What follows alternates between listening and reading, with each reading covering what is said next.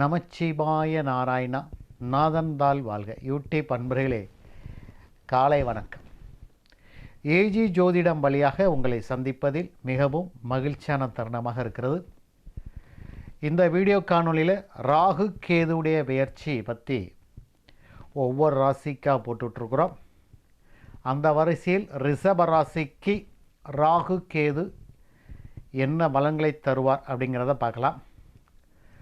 ராகு கேதுடைய பெயர்ச்சி 2025 மே மாதம் இருக்கிறது. 1.5 வருஷம் ஒரு ராசியில் அவர் பயணம் ஆகிறதுக்கு, முழுமையாக இன்னொரு ராசியை விட்டு செல்வதற்கு 1.5 ஆண்டுகள் அவர் ஒரு ராசியிலே இருப்பார். இப்போது கேது பகவான் கன்னி ராசியிலிருந்து சிம்ம ராசிக்கு பேச்சாகிறார். ராகு பகவான் மீன ராசியிலிருந்து கும்ப ராசிக்கு பேச்சாகிறார். ஒவ்வொரு கிரகமும் இந்த கால புருஷோத்தப்படி மேசம், ரிஷபம், மிதுனம் அப்படின்னு தான் பேச்சாகும். ராகு கேது மட்டும் ஆண்டி கிளாக்கில் பின்னோக்கி சுத்தும். சாயா கிரகங்கள், நிழல் கிரகங்கள், பாம்பு கிரகங்கள், கரும்பாம்பு, செம்பாம்பு என்று சொல்லக்கூடிய மிக வலிமை வாய்ந்தது ராகு கேது. ராகு கேதுவை நாம் எந்த ஜோதிடரும் ஜாதகத்தில் கணிக்க தெரிஞ்சிட்டாங்கன்னா அவங்க ஜோதிடத்தில் பெரிய அவங்க கணித மேதை என்று சொல்லலாம். அவ்வளோ ஜோதிட அறிவு இருக்கும். ராகு கேது கணிக்க முடியாத சிக்கலான ஒரு மாய கிரகம் என்று சொல்லலாம். ராகு பகவான், கேது பகவான் இரண்டுக்குமே வீடு கிடையாது, சொந்த வீடு கிடையாது. இந்த 12 வீடுகள் மேசன் டு மீன வரைக்கும் உள்ள ராசிகளில் அவர்கண்டு ஆட்சி உச்சம் என்ற சொல்லக்கூடிய அளவுக்கு ஒன்றும் வீடுகள் இல்லை.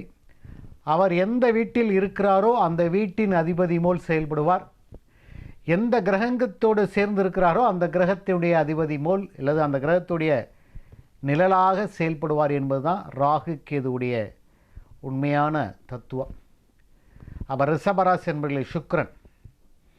அப்போ சுக்கிரன் ரிஷபராசிக்கு, கேது பகவான் 4ஆம் இடத்துக்கு வருகிறார், சிம்ம ராசிக்கு வருகிறார்.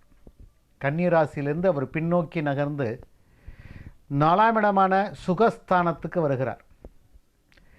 ராகு பகவான் ராசிக்கு 11ஆம் இடமான லாபஸ்தானத்திலிருந்து தொழில் ஸ்தானமான கும்ப ராசிக்கு வருகிறார். ஜீவன, தொழில், கர்ம கேந்திரஸ்தானத்துக்கு வருகிறார். இரண்டுமே நல்ல பயிற்சி என்று சொல்லலாம்.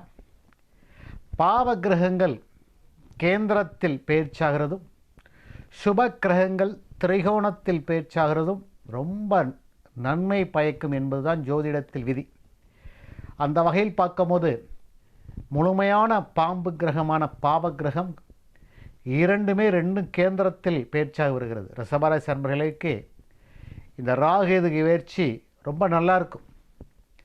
ராகு 10ஆம் இடமான கேந்திரத்துக்கு வருகிறார். 4ஆம் இடமான கேது பகவான் ஒரு கேந்திரஸ்தானத்துக்கு வருகிறார். அப்போ ராகு 10ஆம் இடத்தில் வருகிறார். என்ன பலனை செய்வார்? சனியை மாறி பலனை செய்வார். அப்போ 9க்கும் 10க்குடையவர் சனி பகவான் முழுமையான நட்பு கிரகம் ரிஷபராசிக்கு. அப்போ 10ஆம் இடத்தில் தொழில், அது குருவுடைய பார்வை வர இருக்கிறது. குரு பகவான் மிதுன ராசியிலிருந்து தாம் 9ஆம் பார்வையாக ராகு பகவானை பார்க்குறார். அப்போ தொழிலில் எதிர்பார்க்காத வெற்றிகள் கிடைக்கும். பெரிய தொகைகள் கைமாறும். பெரிய முடிவு எடுக்க போகிறீங்க. நிறைய விஷயங்கள் தொழிலில் முதலீடு பண்ண போகிறீங்க. அதுக்கான அடிப்படையான பண விஷயங்கள் உங்களுக்கு சேரும்.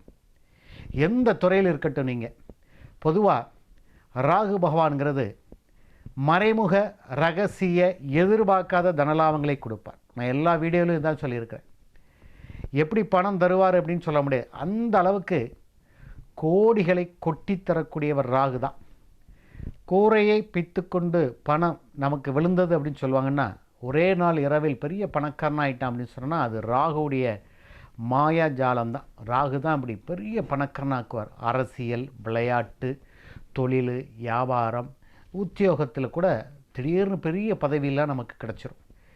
இப்படி பெரிய பெரிய பதவிகள், அது மூலம் பெரிய பொருளாதார வெற்றிகள்லாம் ஒரே நாள் இரவில் நமக்கு கிடைக்க வேண்டுமானால் அது ராகுடைய மாயாஜாலமாகத்தான் இருக்கும். ராகு போகக்காரகன், கேது ஞானக்காரகன் என்று சொல்வார்கள். அப்போ தொழிலில் தான் அவர் 10ஆம் இடத்தில் இருக்கிறார். சனி மாதிரி செயல்படுவார். குருவுடைய பார்வை பெற்ற ராகு.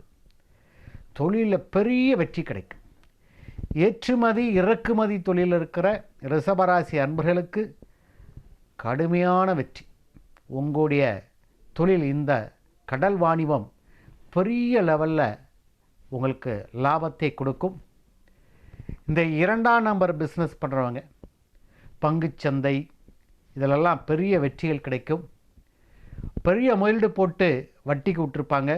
திடீர்னு வட்டி உயர்வு அப்படின்னு சொல்லி அறிவிக்கப்பட்டு அதிலிருந்து பெரிய தொகை வரும். எது எடுத்தாலும் பிரம்மாண்டமாக இருக்கும். உங்களுடைய தொழில் வளர்ச்சி, வேலை, உத்தியோகத்திலாம் வளர்ச்சி ரொம்ப பிரம்மாண்டமாக இருக்கும்.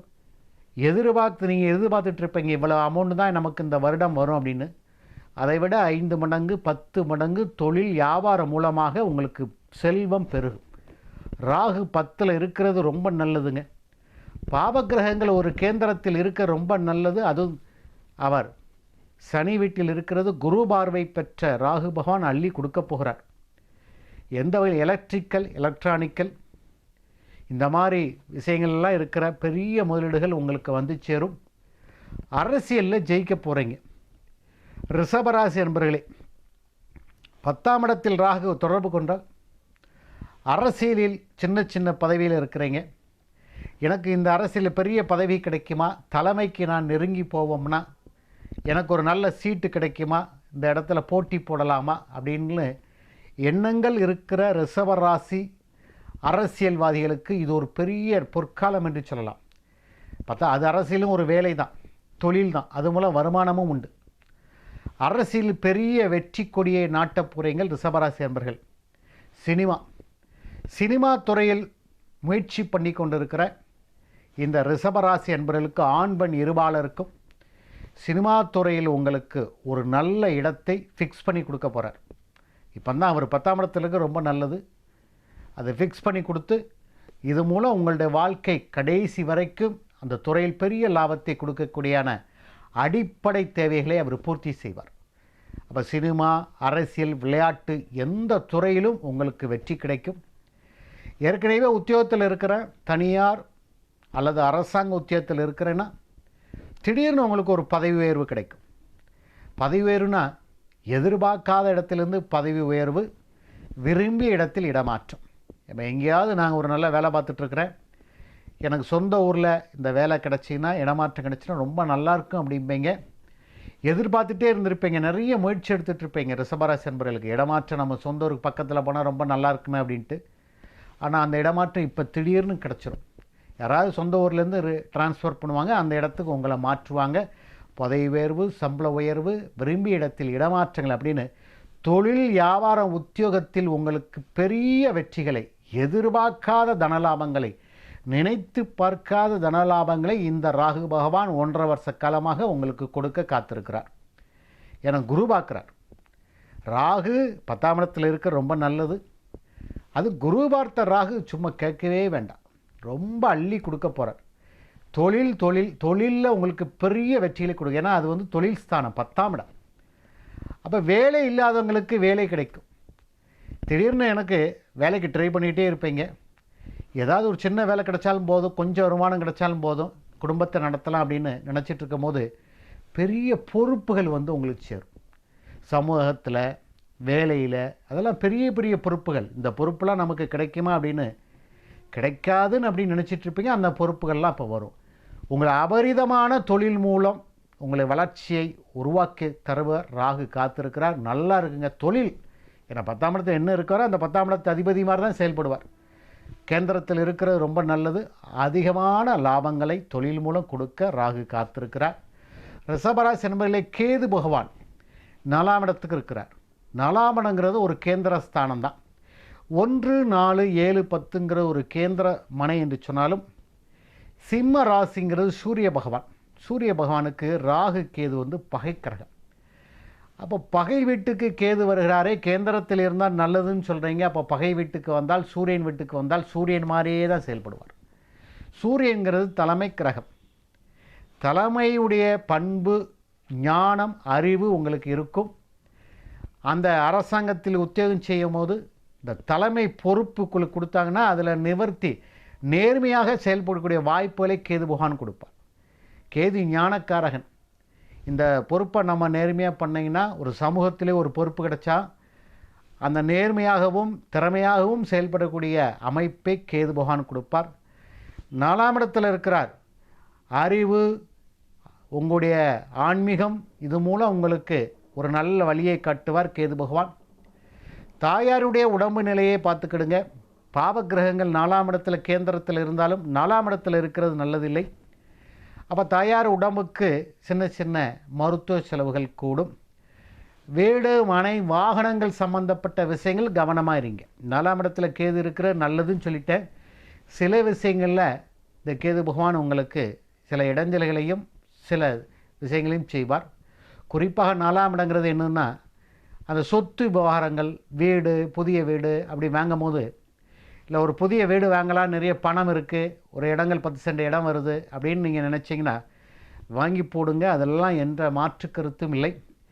அந்த இடங்களை வாங்கும் போது அந்த இடத்தில் உள்ள பத்திரங்கள் கரெக்டாக இருக்கிறதா, வில்லங்கள் எதுவும் இருக்கிறதா, வாரிசுதாரர்கள் உயிரோடு இருக்கிறாங்களா அப்படின்னுலாம் அதெல்லாம் பார்த்து ஆலோசனை செய்து உங்களுடைய தெரிந்த ஆள்கிட்ட ஒரு வக்கீல்கிட்டையோ ஆலோசனை கேட்டு லீகலாக அதை வாங்குங்க. ஏன்னா இடம் சம்மந்தப்பட்ட 4ஆம் இடங்கிறது ஒரு சுகஸ்தானம். விடுமனை வாகனம்னால கேது இருக்கிறது நல்லது இல்லை. பகை வீட்டில் இருக்கிறதுனால திடீர்னு போய் முதல்ல யாரோ சொன்னாங்கன்னு சொல்லி முதல்ல போட்டுறாதீங்க. அதெல்லாம் இடம் பார்க்கும்போது கவனமாக பாருங்கள். வீடு கட்டதுக்கெல்லாம் நல்ல வீடு கட்ட போகிறீங்க, பணம் இருக்குது, பழைய வீடு இடிச்சு கட்டினா கட்டலாம், அதில் எந்த மாற்று கருத்தும் இல்லை. வீடு கட்டும் போது நல்ல கான்ட்ராக்டு, நல்ல கொத்தனார், நல்ல வேலையாள், நல்ல சாமான்கள்லாம் நீங்கள் நேரடி கண்காணிப்பில் வாங்கி போடுங்க. ஏன்னா கேது பகவான் நாளில் இருக்கிறது உங்களுடைய நேரடி தொடர்புகள் இருக்க வேண்டும். சுகஸ்தானத்தில் இருக்கிறனால அலைச்சல்கள், கொஞ்சம் மன உளைச்சல்கள்லாம் இருக்கும். தூக்கம் இருக்காது, ஓடிக்கிட்டே இருப்பீங்க பணம் சம்பாத்தியம் பண்ணதுக்கு. தாயாரோட உடம்பு நிலை மட்டும் பார்த்துக்கிடுங்க. 10 வருவ ரிஷபராசி என்பவர்கள், அதாவது இந்த 20 வயசு ஆண் பெண் இருபாலருக்கும் சின்ன சின்ன தேவையில்லாத கூடான் நட்புகள் ஏற்படும். ஏன்னா 4ஆம் இடங்கிறது ஒழுக்கத்தை குறிக்கக்கூடியது. அந்த மாதிரி விஷயங்கள் வந்தாங்கன்னா அதெல்லாம் அவாய்ட் பண்ணிவிடுங்க. படிப்பில் மட்டும் கவனம் செலுத்துங்க. மற்றபடி ரிஷபராசி அன்பர்களே, இந்த ராகு கேது பெயர்ச்சி உங்களுக்கு இந்த வருடம் அற்புதமான தொழில் மூலம் பெரிய வெற்றிகளை தரக்கூடிய ராகு கேது பெயர்ச்சியாக இருக்கிறது. இந்த வீடியோ பிடிச்சிருந்துன்னா லைக் பண்ணுங்கள், ஷேர் பண்ணுங்கள், சப்ஸ்கிரைப் பண்ணிக்கிடுங்க. ஒரு பெல் பட்டன் வரும், அதையும் அழுத்திக்கிடுங்க. அப்படின்னா நாங்கள் போடுற ஒவ்வொரு வீடியோவும் உங்களுக்கு நோட்டிஃபிகேஷன் வரும். நன்றி, வணக்கம்.